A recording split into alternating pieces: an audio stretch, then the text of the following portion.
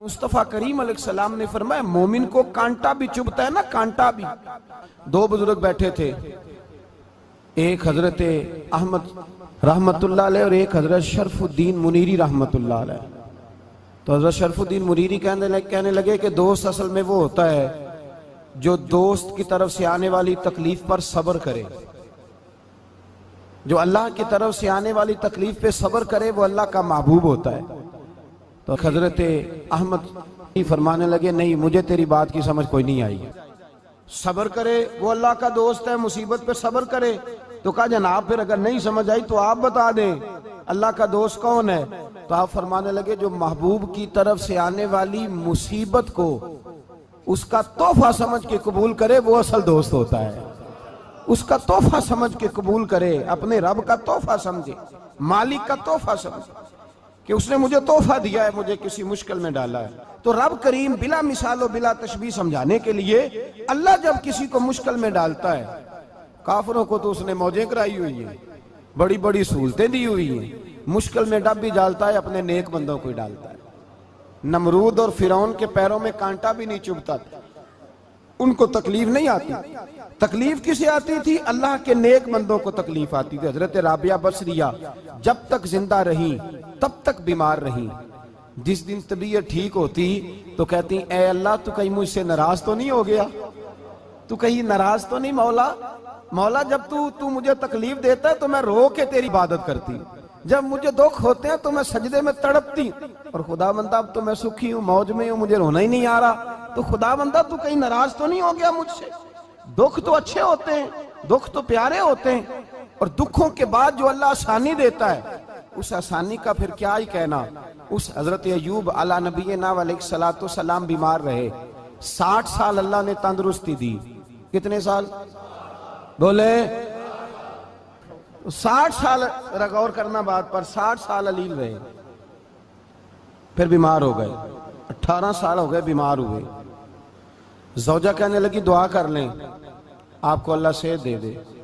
हमें अगर कोई बंदा पूछ लेना कि भाई कभी कोई खास बात तो सुनाओ, तो हम जो सारी जिंदगी सुख के साथ सोए होते हैं वो बात नहीं सुनाते। वो जो एक रात दर्द से नींद नहीं आती उस रात का किस्सा सुनाते हैं। कुछ शुगर की पट्टी भी बांध नहीं। हजरत अय्यूब 18 साल बीमार रहे। ज़ौजा कहने लगी दुआ कर लो। तो आप फरमाने लगे बीबी से कि सेहत कितनी देर रही? उसने कहा 60 साल। तो आप फरमाने लगे जरा बीमारी को भी 60 साल गुजर लेने दो, फिर दुआ भी कर लेंगे। ये दुआ की अल्लाह, ये लफ्ज कहे अल्लाह ने सेहत दे दी, तंदुरुस्ती आ गई। एक दिन घर में बैठे बैठे ज़ौजा कहने लगी कि अय्यूब ये बताओ दुख अच्छे के सुख? आप फरमाने लगे सारे दिन ही अल्लाह के हैं पर दुख बड़े अच्छे थे। मुझसे पूछो तो दुख बड़े अच्छे थे। का किस तरह? तो हजरत अय्यूब फरमाने लगे जब मैं बीमार था तो 24 घंटे में एक दफा मेरा रब मेरा हाल पूछा करता था। एक दफा मेरा अल्लाह पूछता था अय्यूब तेरा हाल क्या है?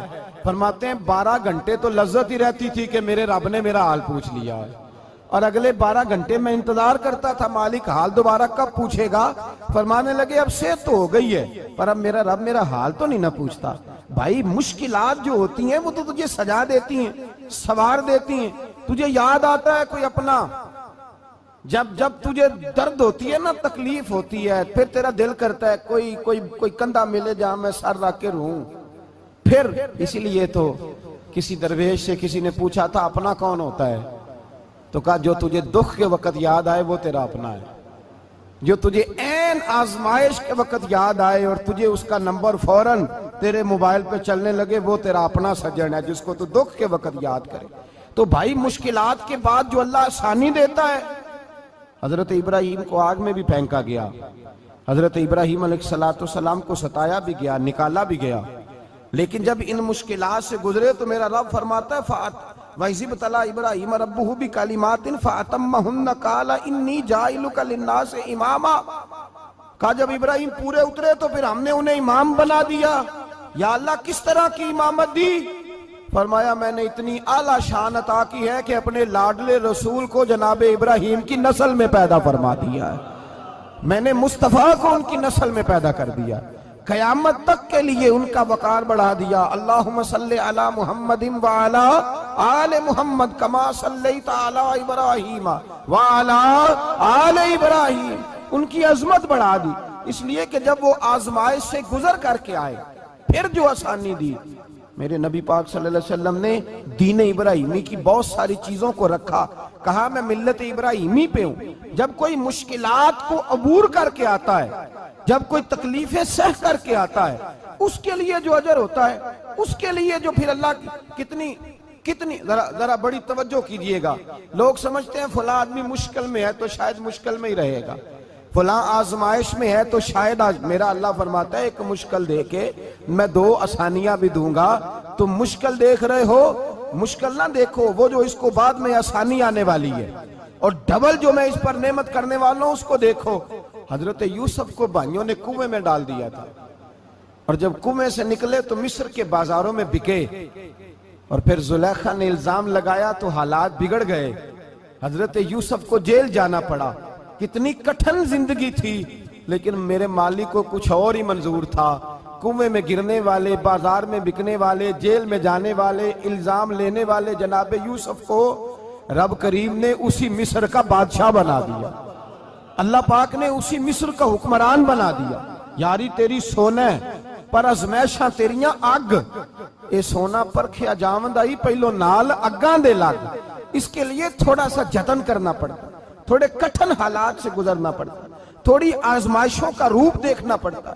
हम चाहते हैं कि हमें छेड़े कोई ना कोई तकलीफ ना आए, कोई आजमाइश, ये हो नहीं सकता मेरे भाई। नामी कोई बगैर मुशक्कत नहीं हुआ। 100 बार जब अकीक कटा तब जाकर नगी हुआ। हम चाहते हैं कि हमें कुछ भी दिक्कत ना आए, मुश्किलात ना आए, और मुश्किलात तो इंसान को संवारती हैं भाई, वो तो निखारती हैं। कभी पूछा करो जाकर के किसी गंदम के दाने से कि तू कहां कहां से होके आया है, कहां कहां से निकल के आया है, तो वो बतलाएगा कि बड़े मुश्किल मराहल से गुजरा हूं, और फिर अल्लाह ने मुझे ताकत दी है कि मैं इंसान के वजूद का हिस्सा बनाऊं। तो भाई कठिन मराहल, आजमाइशें, तकलीफें, ये इंसान को बड़ा इंसान बना देके हुजूर आखण मंगते दी खैर होवे, देके हुजूर आखण मंगते दी खैर होवे। मंगता कवे सखी दे, मंगता कवे सखी दे, बूहे दी खैर होवे।